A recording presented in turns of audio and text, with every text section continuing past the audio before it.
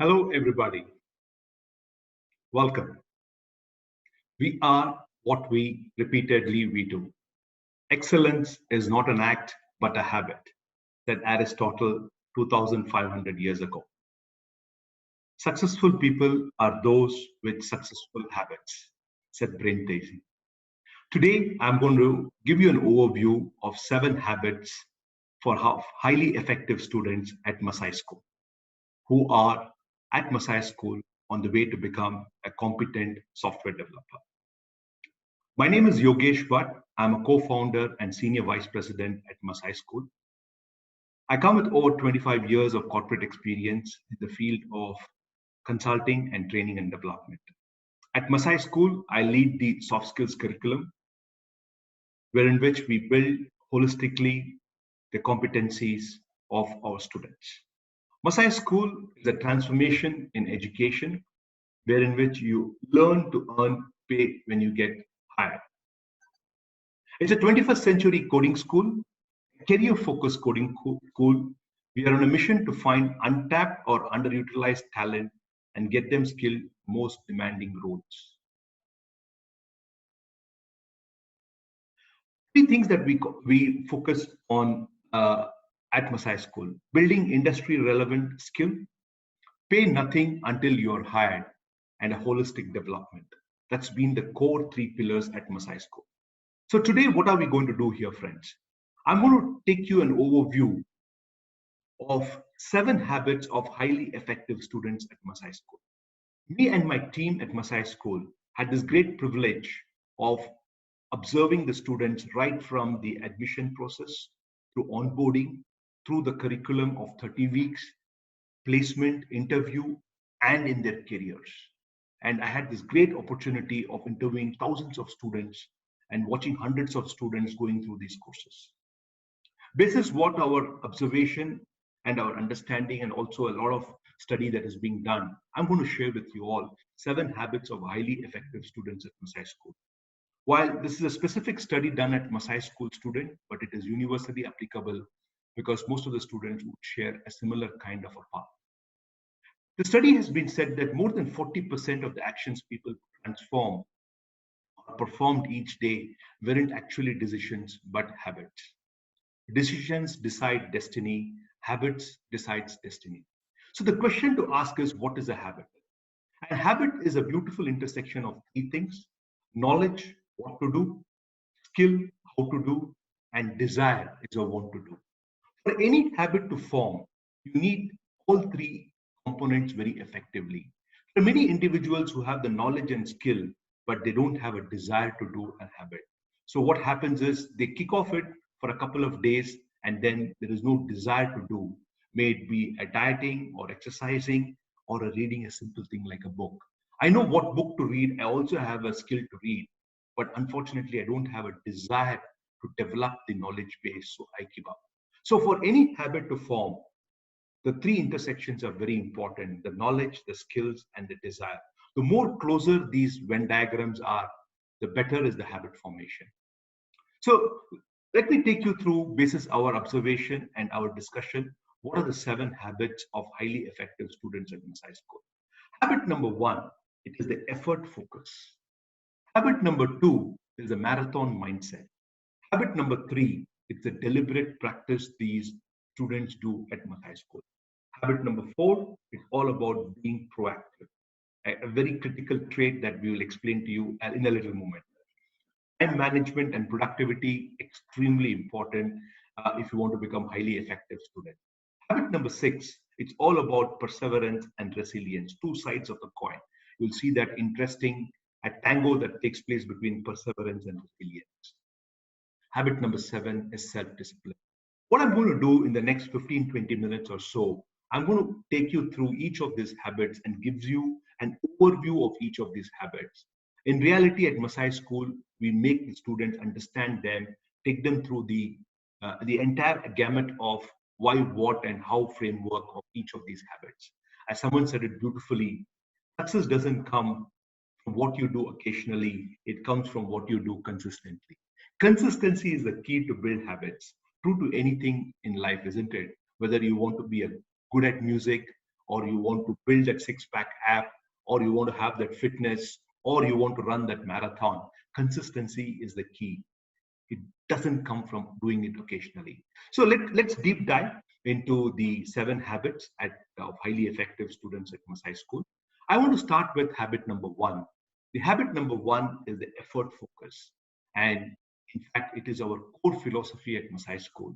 As you all know that Masai School is a military style coding school, wherein which our students follow the routine of 996, 9 a.m. to 9 p.m., 6 days a week.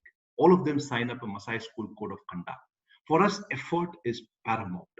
And we want our students to understand this before signing up for Masai School. And we have seen that those students who go on become successful, they believe in effort focus. This is a Masai student on the left side, and he wants to be successful, a full stack developer, getting his dream job, dream company, dream salary, so that he can have a fulfilling career. Obviously, it doesn't fall from sky. Obviously, it doesn't come from just by enrolling into Masai School. What is required is effort. Efforts can be looked in 3 distinctive dimensions. The first angle in which the efforts can be looked is the sheer quantity of work. What does quantity of work means for a student at Masai School? It means doing that 996 day in and day out for 30 weeks. It means the number of lines of code that he writes. Typically, a good student does around 1,200 hours of coding. He does around 100 hacker rank problems being solved. He spends around 200 hours in data structures and algorithm, 100 hours on soft skills. He also does something around 20 mini projects and 4 main projects and somewhere around 1 or 2 hackathons. The sheer quantity of effort is very paramount. But quantity of effort by itself is not sufficient. The question to ask is, what about the quality of effort? Is the student focusing his attention during that 996? How is the quality of code that is he writing? What kind of an interaction that is he doing? What kind of self-reflection that is he doing to get better? The question we always ask our student is, are you better today than yesterday? The mantra is be better, right? For be better, you must focus on the quality of effort. Third important dimension, there are students who are good in quantity of effort, there are in quality. But the question is, am I spending too much of time on those things I am comfortable, or should I focus on those things that will make me competent developer?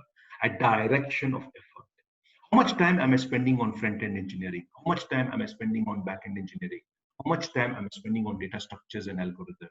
How much time am I spending to build my soft skills persona so that I can create that impact that is required during the interview? That is the important, the direction of efforts. Today's quantity of effort brings in tomorrow's results. Today's quality of efforts brings in tomorrow's result. Today's direction of efforts brings in tomorrow's result. Because friends, there is always a time gap between efforts and result. Life will be wonderful. I put in an effort today and tomorrow I become a full stack developer. I join a coaching class in 10th standard and I say that I get an admission into IIT JEE or Tier 1 college. Doesn't happen, right? There's always a time gap. Let's look at habit number 2. That's the developing a marathon mindset, right? What we tell our students is life is a marathon. Becoming a software developer as a career is a marathon. Most of us would spend anywhere between 30, 35, 40 years of our life in jobs, right? So let's make it a career that we enjoy. So when a student joins a Masai school, that we, on the induction day, we tell them that he must develop marathon mindset. What I did was I interacted with a lot of marathoners. Our CTO Nripul is a marathoner. My ex-colleague Prashant is a marathoner. And we also discussed this with a couple of marathoners. And we asked them, what is it that lessons that you learn as a marathoner? And we saw that a lot of similarities between a marathoner and for a successful student at Masai School. I'm going to give you a couple of things that we have listed here. First and foremost, I must look at long-term mindset. It is a 30-week course. It is not about 1 week, 2 week. It is a 30-week course. Break down large goals. How do I break down a front-end engineering into an HTML, CSS, JavaScript, Bootstrap, into a smaller one? And each of them break it down into week and into day, into sessions. Obviously, the journey is very important. It is not just the destination. Are you hungry enough to succeed? No one can run those 26.2 miles, right? And nobody can run those 30 weeks for you. It is you who have to do that. When your legs gets tired, run with your heart. Find that the final stretch is where the magic happens. And I have seen this in our students also. In the 28th, 30th week, when they put together the front-end engineering, the back-end engineering, their ability of data structures and algorithm, their soft skills to make the code walk through, when they do the CRUD application, you see the joy of creation.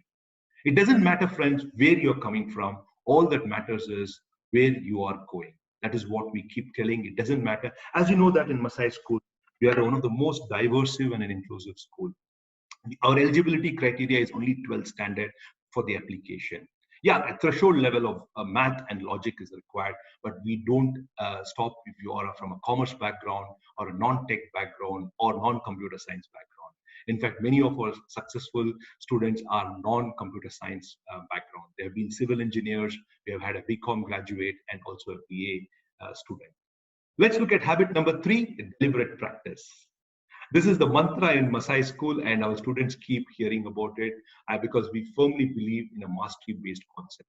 For anything to attain mastery, the deliberate practice is important. Let me show you some of these famous personalities or celebrities that we all admire, may it be Roger Federer, or Rahul Dravid, or Lionel Messi, Virat Kohli, or Akshay Kumar. All of them, they have been doing that. It's not easy for a Roger Federer to win 20 Grand Slams, or Rahul Dravid with 13,000 runs and 210 catches, right? The most for any person. What is it that they would have done day in and day out is deliberate practice. It has been told that Rahul Dravid, when he used to play, you would see him every day morning at 6 o'clock walking into Chinnaswamy Stadium, impeccably dressed in white and white to practice that defense, to practice that lead, practice that stroke, practice that catching. That's very important. As Malcolm Gladwell said very beautifully, success has to do with deliberate practice, practice that must be focused, determined in an environment where there is a feedback. What Masai School is doing that is it's giving a platform, it's giving an environment for all our students to practice and become successful. It's a special type of practice where there is a purpose, right? There are 6 key elements of a deliberate practice. One, it is a repeated lot. Initially, our students find it a lot of difficult. In fact, we make them do typing test. We make them do typing practice on typing cat platform. We want to improve their speed, words per minute, and also accuracy. And you see that the way they progress from week 1 to week 30, it's where the magic happening. We have had students with 10 words per minute going up to 40, 45 words per minute, and accuracy anywhere between 40 to 70 to 80. It's all about repetition, deliberate practice, designed to improve performance, as I give you an example of the typing test. And right through the journey, one thing that our students get is a coach in terms of instructor, in terms of Sherpa, the coach, in terms of mentoring. It's always there. They're always there to give them the feedback. It's available continuously day in and day out. It is demanding. 996 is demanding, not only physically, but also mentally. Our students ask them, they say that about the course, it is not fun. It is a serious business. In fact, we make them watch some of these movies. My all-time favorite movie is Zero, The Dreams of Sushi. I recommend all of you to watch it, available on YouTube. It's all about a chef who's almost hitting the age of 90. One thing that he's been doing is making sushi. If you want a table in his restaurant, you need to book at least 6 to 8 weeks in advance in Tokyo. And what has he been doing? He's been making sushi. That's it, right? So let's look at habit number 4, being proactive. In fact, Stephen R. Covey told us in his classic book, 7 Habits of Highly Effective People. Habit number 1 is being proactive. We have seen one thing that is common with all successfully passed out students at Masai School are being proactive. They're extremely proactive. All of us have choice in life. Either you want to react to a situation or you want to be proactive. You must be hearing these kind of job description. We are looking for people who are self-motivated. We're looking for someone who's a real go-getter. What are these companies actually saying? They're saying they want people who are proactive. People who are proactive, it's a desirable trait. Increases individual self-confidence, builds personal brand. You see that people who are proactive are always sought after by managers, and they manage setbacks better. Colleagues, managers, and customers like people who are proactive. The typical characteristics that can be of a proactive behavior. Being proactive is all about taking responsibility for your results and actions rather than just watching how things happen. Guys, we must be proactive in life. In short, proactive is all about hustle. That is nothing but working really hard and problem solving. That's an overview about proactive. In practice, we normally look at the proactive elements and we give them how does one can build proactive action. Let's look at habit number 5, time management.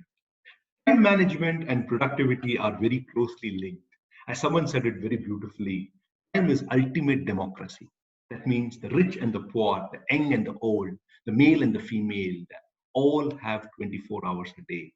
Whether you are the sheikh in Dubai or a shaking person in a Timbuktu, all have 24 hours a day, 7 days a week. But having said that, time is a non-renewable resource. Once it is gone forever. You'll never see that moment again, right? 11:38 in my watch is gone. You'll never see that moment again for this particular day. It's an interesting analogy here. Imagine that every day at exactly 12 mid past, you get 86,400 rupees credited in your account. The question to ask is, how do you spend? What is this 86,400? That is 86,400 seconds are being deposited in your account. How do you spend this on a daily basis makes you a successful person. Being proactive, being productive is all about managing time. You may have a question that why do I have to have good time management? Because time is limited, time is perishable, time is non-renewable resources. Absolutely. To be productive, to increase efficiency, you must manage your time better. And we have seen that many people have high level of stress because they're not able to manage time and they're always going after things that are urgent and important. In fact, in our time management workshop, we teach them something between how do one distinguish between urgent and important tasks. Urgency versus important, and then we come out with various ways to do that. We talk about Pareto's principle, the 80-20 law, and we also give them a simple method called ABCD method. So what is time management, friends? It's all about taking conscious control over the amount of time on a specific activity that you can spend. Systematically prioritizing tasks, completing demands to complete the most important task within a certain amount of time. There are 5 important elements that we cover in the time management section. First and foremost, how does one set SMART goals? Once these goals are set, each goals have certain tasks. I must detail this list of tasks, and these tasks need to be prioritized. Obviously, all human beings have this habit of procrastination, right? How does one can avoid procrastination? It is the number one negative trait that all of us needs to overcome if you want to manage time better. And lastly, it's all about delegation of work wherever is possible. So that's about time management, that habit number 5. Let's move to habit number 6, one last to go, last but not one. It's all about the twin side of the coin, and they are the perseverance and resilience. We have seen that these two are like a tango. They are like a tango, and we have seen that typically these two traits are present in an individual, and they are the two sides of the coin: perseverance and resilience. Napoleon said it beautifully: victory belongs to the most persevering. And I'm sure you may say that you may be disappointed if you fail, but you are doomed if you don't try. So trying is very important. And let's take now let's look at what is perseverance is all about. Are you able to recollect this young cricketer who played under 19 in the recent World Cup, Yashasvi Jaiswal? If you look at the story of this boy, at the age of 11, he moved from UP and he came to Mumbai with one dream of being a cricketer. He was from a very, very humble background. His father could not afford him even giving him any money. He said that pursue your dream as long you can take care of yourself.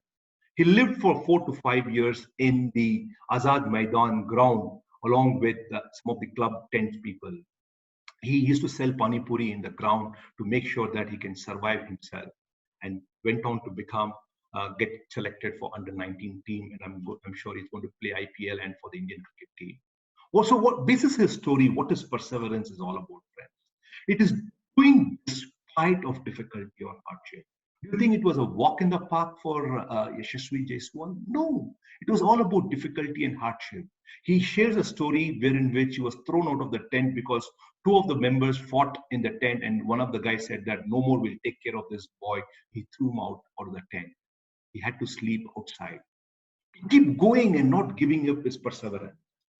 Doing despite delay in achieving success is perseverance. It took him 6 years to get recognized and start playing. Commitment, hard work, patience, and endurance, perseverance. Lastly, to bear difficulties calmly without complaining is perseverance.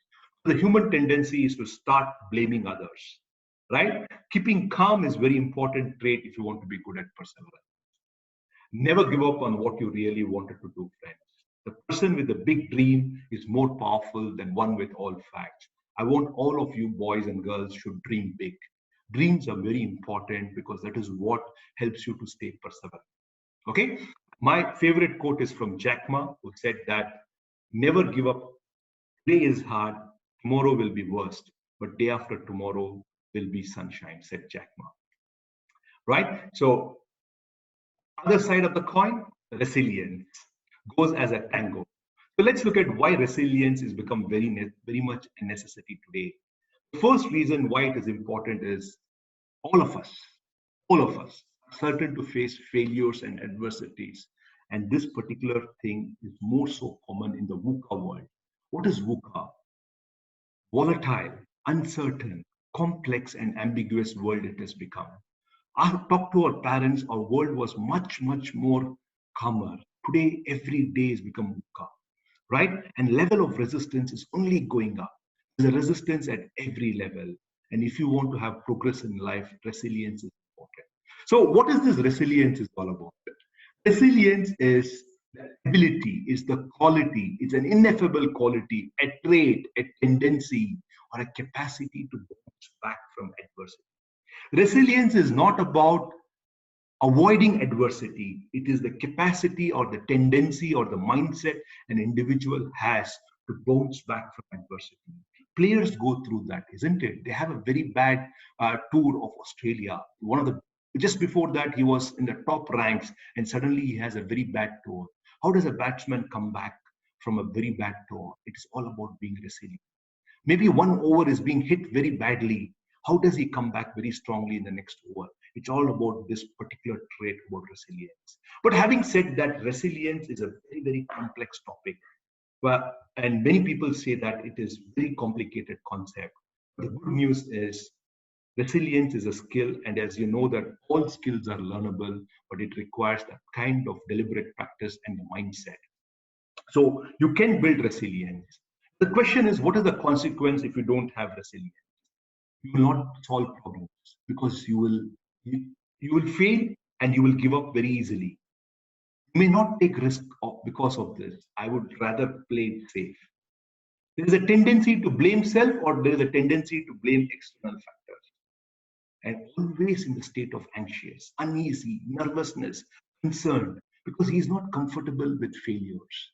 In fact, FAIR is the first attempt in learning. Somebody said it very beautifully. FAIL is the first attempt in learning. It's absolutely fine when you learn something, it is okay to fail. I keep telling my younger son who's interested in baking, it's absolutely fine to fail. It's absolutely fine to fail. But it's most important is what is the learning that you have taken from fail? You must keep doing at it. Last one, important one. Habit number 7, the habit of self-discipline. We are what we repeatedly do. Excellence is not an act, but a habit, Aristotle said. Like everything else that brings progress, the greatest struggle is always within ourselves. That is why you need to learn self-discipline. Self-discipline is a life skill. What do you mean by life skill? As long that you live, this skill is useful. It gives you immense amount of superpower. Self-disciplined people exercise delayed gratification. So let's talk about a little more on self-discipline. Again, a very complex topic, but it is a skill that is learnable. Discipline is the bridge between goals and accomplishment. We all have goals, we all have dreams, we all have aspiration. But why is it only few people go and achieve it? It is because we lack discipline. Right? So it is the bridge between the goals and accomplishment. The foundation for all self-discipline is an ability to control one's thoughts, actions, attitude, and feeling. Look at it very beautifully. The foundation is built on what we think, what we act, what we feel about it. So self-discipline is largely it is doing, it is an action of what we have to do, when we have to do, whether we like it or not. If you want to do an yoga every day, it is all about acting, doing that yoga. When you have to do, it has to be in the morning 6 a.m. Whether you like it or not, you must do that. Why self-discipline is important? It is a first step to become a better. To change, you must have a self-discipline. To overcome procrastination, we have to have self-discipline. To accomplish your goals, you need to have self-discipline. To boost your self-esteem, you need to have self-discipline. And self-discipline is like a muscle. The more you train it, the stronger you become. The less you train it, the weaker you become. It takes time to become self-disciplined, but once you become it, nothing happens. You must have seen that some people who are jogging regularly, it has become a part of their habit. Initially, it was all about self-discipline, and now it has become a part of the habit. Now, 5 discipline areas, life skill that we must all focus. And it is basis my own understanding I'm sharing with you. The first one is the physical discipline. It is all about health and diet. Exercise and diet to have a better fitness and health. The second discipline that we must have is an emotional discipline. The question is, how do you choose to feel? Do you react to a situation or do you respond to a situation? The third discipline is learning discipline. Life is a continuous learning journey. Gone are the days I've done with my graduation, post-graduation, I've done and dusted. Today, every day you have to keep learning because the immense change that is happening there. The fourth discipline is all about financial discipline. It is not about getting that highest salary bracket. The question is, do you inculcate financial discipline? This is where your action habits becomes very important. Do you spend more than what you earn? Or do you spend everything that you earn? Do you save consistently? Do you invest so that it can grow? Now, these are the 4 important disciplines.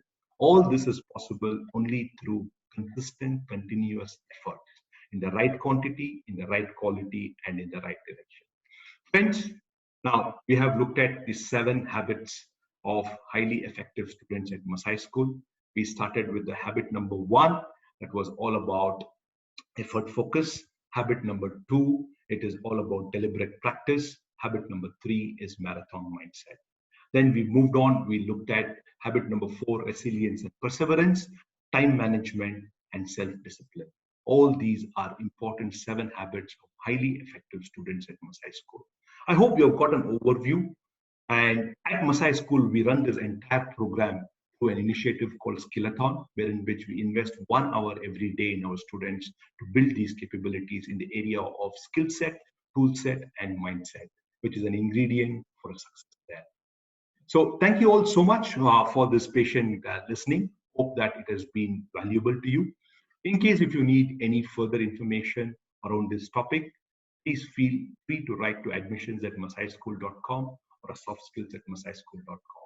Masai School is a 21st century coding school wherein which you learn to earn pay only when you get hired. We're attempting a transformation in education. Thank you all so much.